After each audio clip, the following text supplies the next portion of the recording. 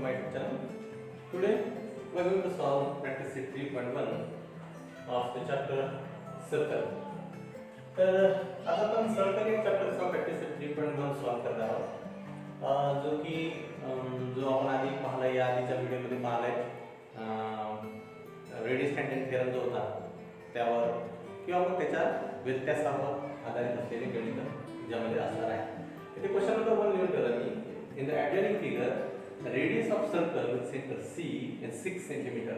तर एक सर्कल दिलेले आहे तुम्हाला ज्याच्यामध्ये ती रेडियस ही 6 cm एवढी आहे. Line AB is tangent at A. AB ही या सर्कलला A या पॉइंट मध्ये टँजेंट आहे. तर तुम्हाला खाली काही क्वेश्चन दिलेले आहेत, त्यांना सॉल्व करायचे. क्वेश्चन मधला असा क्वेश्चन एक आहे, what is the measure of angle CAB. CAB हा अँगल किती असेल ते तुम्हाला फाइंड करायचं. तर एकचं जर का मी आन्सर काढतो म्हणलं तर आपण थेरम पाहिलाय की जर दिलेलं असं आहे की लाइन AB जर ही टँजेंट असेल, जर लाइन AB जर का टँजेंट असेल तर CA या रेडियसला ती नेहमी परपेंडिक्युलर असते. ठीक आहे, म्हणजे याचा अर्थ काय लिहायचं मला, अँगल CAB = 90 डिग्री. काय कारण इथे, बिकॉज किंवा याचं रिझन लिहिता येईल बाय टँजेंट रेडियस थेरम. बरोबर, आपण प्रमेय पाहिले, त्या प्रमेयावरून म्हणता येईल मला की जर AC ही जर रेडियस असेल आणि AB ही जर का टँजेंट असेल तर रेडियस टँजेंट थेरम नुसार टँजेंट ही रेडियसला परपेंडिक्युलर असते. म्हणजे याचा अर्थ अँगल CAB हा 90 डिग्री असेल. त्याच्यानंतर त्याचा दुसरा क्वेश्चन जर मी सॉल्व करतो म्हणजे what is the distance of point C from AB. C या पॉइंटचा AB पासूनचा डिस्टन्स काय असेल. तर लाइन AB ही टँजेंट आहे आणि C हा सेंटर पॉइंट आहे सर्कलचा. टँजेंट पासून सेंटरचा अंतर हे रेडियस एवढा असेल. त्याच्यामुळे मला म्हणता येते की distance of point C from AB म्हणजे डिस्टन्स AC किंवा CJ हे किती असणार आहे, रेडियस एवढं, आणि रेडियस किती आहे तर 6 सेंटीमीटर आहे, ते दिलेलेच आहे. त्याच्यानंतर तिसरा सब क्वेश्चन आहे, डिस्टन्स AB 6 सेंटीमीटर. ठीक ना, आता समजा हे पण 6 सेंटीमीटर असेल तर तुम्हाला डिस्टन्स BC किती आहे हे तुम्हाला फाइंड करायचं आहे. ठीक आहे ना, तर आता मला म्हणता येते की जर मी आधीच दिलं इथं की अँगल CAB हा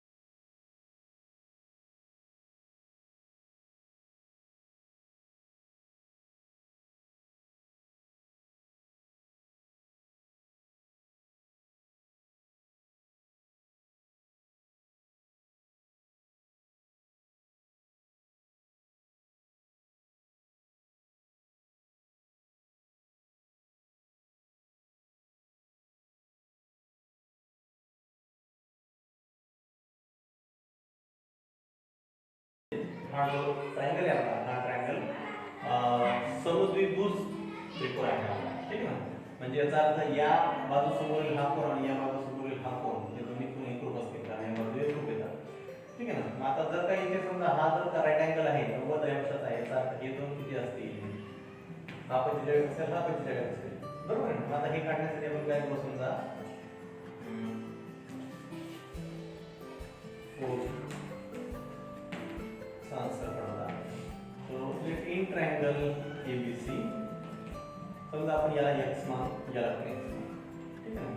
angle ACB is equal to angle ABC is equal to suppose x, ठीक आहे ना. मग काय लिहिता येईल मला, तो ट्रायंगलची सगळ्या अँगलची सम करू, म्हणजे काय लिहिता येईल, x plus 90 degree, x plus 90 degree is equal to तिघांच्या बेरीज किती येणार आहे, 180, ठीक आहे. मग याला काय लिहिता येईल, 2x प्लस 90 इक्वल्स टू 180, हे 90 ट्रान्सफर करतो, 2x is equal to 180 minus 90, म्हणजे 2x इज इक्वल टू 90, आणि याच्यावर काय लिहिता येईल, x इज इक्वल टू 90/2, म्हणजे x is equal to 45 degree, बरोबर आहे का. म्हणजे त्याचा अर्थ काय, angle ACB, angle ABC is equal to 45. कळलं? Now we'll go for question number 2. In the adjoining figure, O is the center of the circle from point R.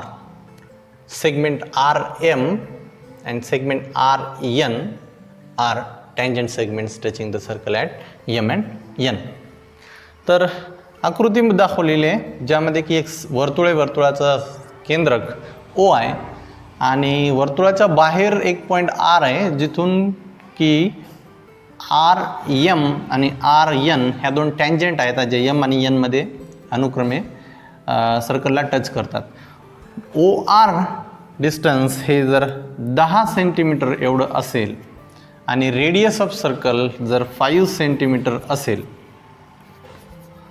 म्हणजे OM आणि ON ह्या रेडियस 5 सेंटीमीटर आहेत, तर OR हे 10 centimetre distance आहे. तर तुम्हाला म्हटलं what is the length of each tangent segment, तर हे MR आणि NR हे डिस्टन्स किती आहेत ते फाइंड करा. आणि नंतर विचारलं आहे what is the measure of angle MRO हा अँगल किती ते विचारले. त्याच्यानंतर what is the measure of angle MRN हा पूर्ण अँगल किती आहे तो विचारले, ठीक आहे ना. असे हा अँगल काढायचा आधी, त्याच्यानंतर हा अँगल काढायचा आहे, ठीक आहे ना. हे दोन सेगमेंट पण काढायचं. ओके, तर आता मग 1 नंबरसाठी सॉल्व करू आपण आधी. बघा, what is the length of each tangent segment. आपण टँजंट सेगमेंटचा जो थेरम आहे तो पाहिला आहे आपण. त्यामध्ये काय पाहिलं आहे आपण की length of the tangent segments are congruent और आर सेम और आर इक्वल असं आपण पाहिलं आहे आधी, ठीक आहे ना. तर मग आता इथे समजा मी ट्रायंगल OMR या ट्रायंगलचा विचार केला फक्त, तर काय म्हणता येते मला, जर MR ही टँजंट आहे एममध्ये आणि OM ही जर रेडियस असेल तर हा राईट अँगल ट्रायंगल होतो, बरोबर आहे ना. टँजंट रेडियस थेरमनुसार पहिला थेरम, ठीक आहे ना. इथे सुद्धा तसंच होईल. ON ही रेडियस आहे आणि NR ही जर का टँजंट आहे तर हा पण राईट अँगल ट्रायंगल असेल. मग आता कुठल्याही एका राईट अँगल ट्रायंगलचा विचार करू आपण. समजा वरचा राईट अँगल ट्रायंगल घेतला आपण OMR, तर OMR मध्ये काय झालं आहे, ही लेंथ 5 सेंटीमीटर आहे, ही 10 सेंटीमीटर आहे, ठीक आहे ना. मग हायपोटेनस दिलं आहे तुम्हाला, एक साईड दिलेली राईट अँगल ट्रायंगलच्या ॲडजसंट, ही एक साईड तुम्हाला काढायची आहे. मग याला तुम्हाला पायथागोरस थेरम वापरता येईल. सो इन ट्रायंगल OMR काय म्हणता येईल, MR is perpendicular to OM, बरोबर आहे ना. याला काय रिझन लिहिता येईल मला, टँजंट रेडियस थेरम.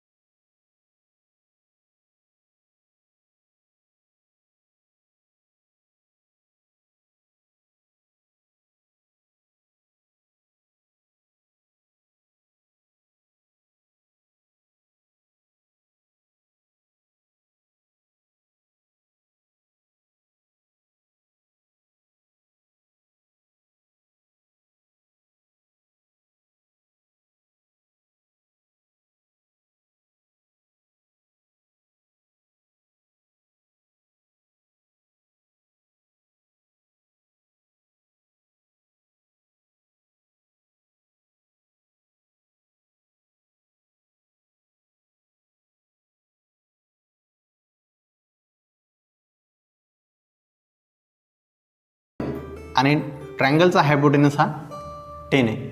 म्हणजे काय, ही साईड हायपोटेनसच्या हाफ आहे, अर्धी आहे.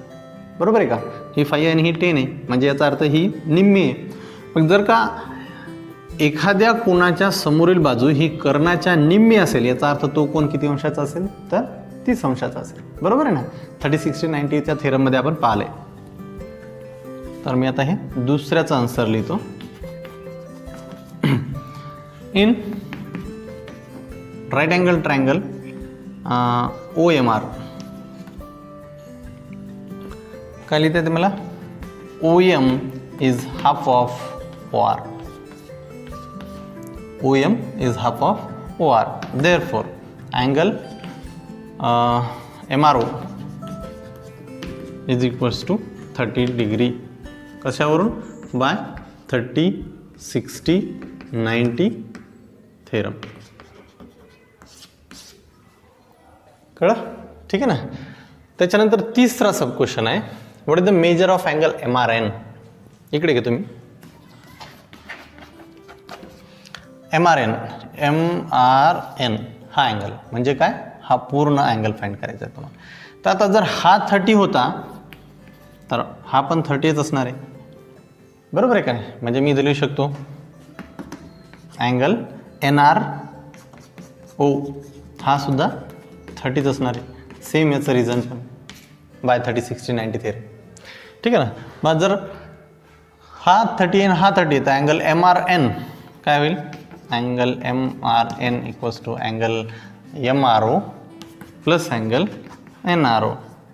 So 30 plus 30 that will be 60 degree. So angle MRN is 60 degree. कळलं? In question number 3, again same segment RM and RM are tangent segments.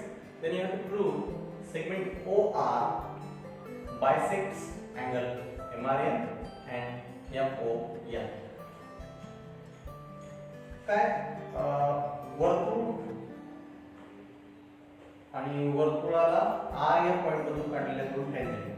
तर ह्या OR ह्या सेगमेंटने अँगल MRN ला बायसेक्ट केलंय, अँगल MON ला बायसेक्ट केलंय, असं तुम्हाला प्रूव्ह करायचं.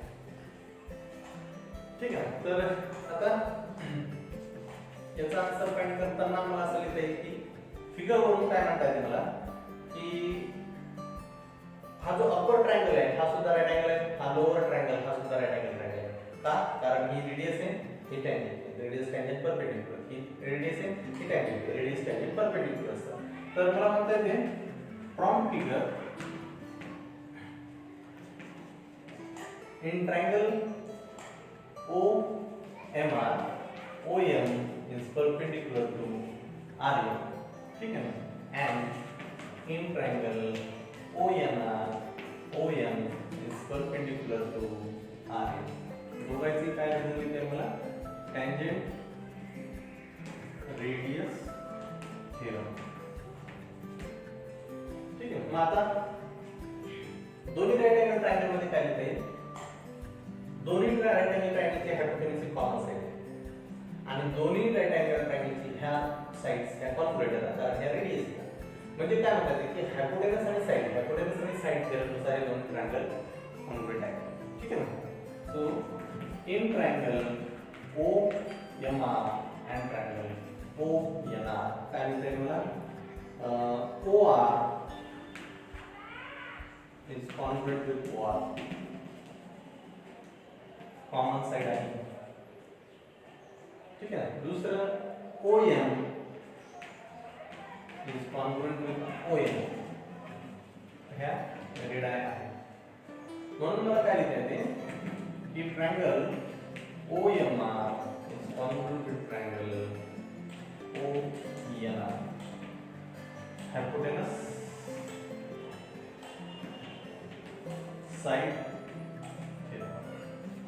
बरोबर आहे असं लिहिते ना. मग जर काही दोन्ही राईट अँगल ट्रायंगल जर का कॉन्ग्रुएंट आले असतील तर याचे करस्पॉन्डिंग अँगल सुद्धा कॉन्ग्रुएंट असतील. हा अँगल या अँगलशी कॉन्ग्रुएंट असेल, हा अँगल या अँगलशी कॉन्ग्रुएंट असेल. बरोबर आहे. आणि जर हे हा अँगल जर या अँगलशी कॉन्ग्रुएंट झाला याचा अर्थ काय, OR ना त्या पूर्ण MON ला बायसेक्ट केलं, त्याच्यामुळे ते दोन्ही सारखे झाले. इथे सुद्धा काय म्हणतात मला, या OR ना या MRN चे दोन समान भाग झाले, ठीक आहे, म्हणजे ते बायसेक्ट झाले. देअरफॉर OR बायसेक्ट्स, किंवा मला असं लिहिता येईल की मग त्याची करस्पॉन्डिंग कोणती अँगल कॉन्क्रीट आहेत ती पण लिहिते. म्हणजे काय तर अँगल M यामधला OMR मधला angle MRO is congruent to the angle NRO, आणि दुसरी जोडी लिहिते MOR is congruent to the angle NOR. या दोघांचे corresponding angles of congruent triangle. तुम्ही सिमिलर पण दाखवू शकता यांना दाखवण्याचा सेट टेस्ट नुसार, ठीक आहे, पण मी तर कॉन्ग्रुएंट लिहिले. सो जर का अँगल्स करस्पॉन्डिंग कॉन्ग्रुएंट झाले याचा अर्थ काय होईल तुम्हाला, OR बायसेक्ट्स अँगल कुठला MRN and angle MON. या अँगलला सुद्धा आणि या अँगलला सुद्धा OR ने बायसेक्ट केले असं म्हणतात. समजलं?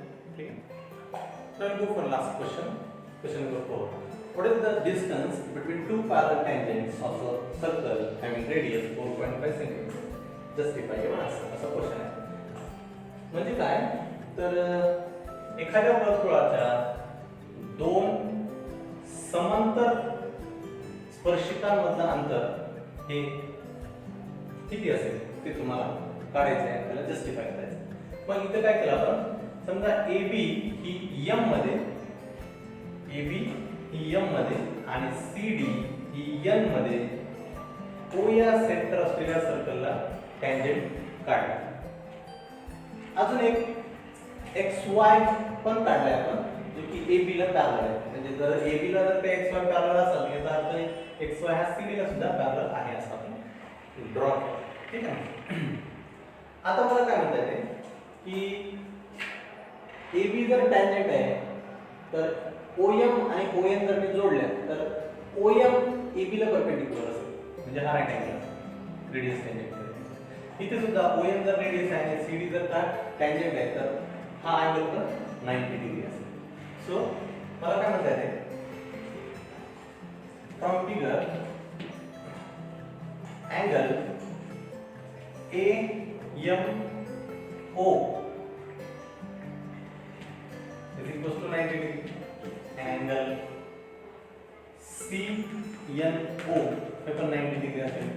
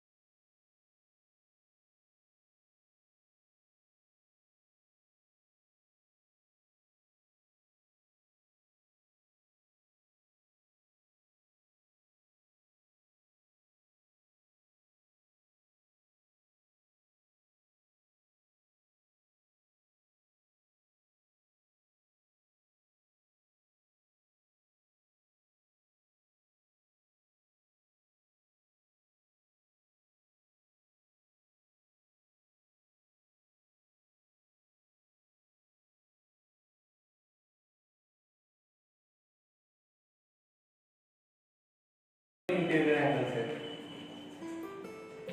बरोबर आहे ना, कारण XY आणि CD हे पॅरलल आहेत, बरोबर आहे.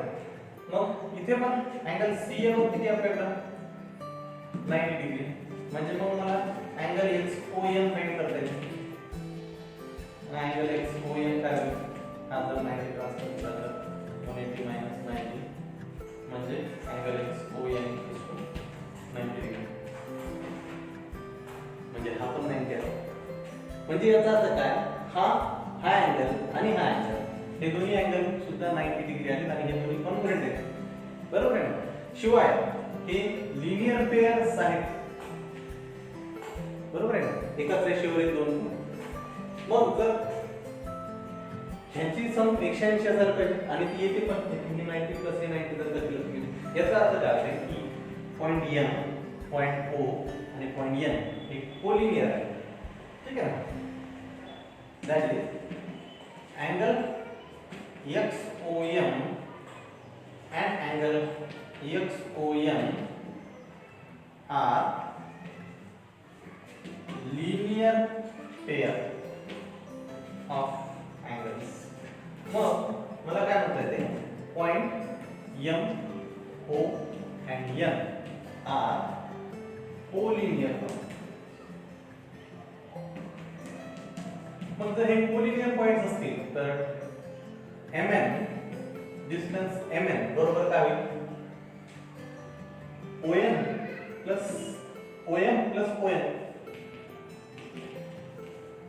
म्हणजेच डिस्टन्स MN बरोबर काय ते OM आणि ON ह्या रेडियस ना, म्हणजे काय येते मला रेडियस किती 4.5 प्लस 4.5 म्हणजे MN बरोबर किती आलं 2 टाइम्स 4.5 किंवा MN बरोबर काय आलं 2 टाइम्स रेडियस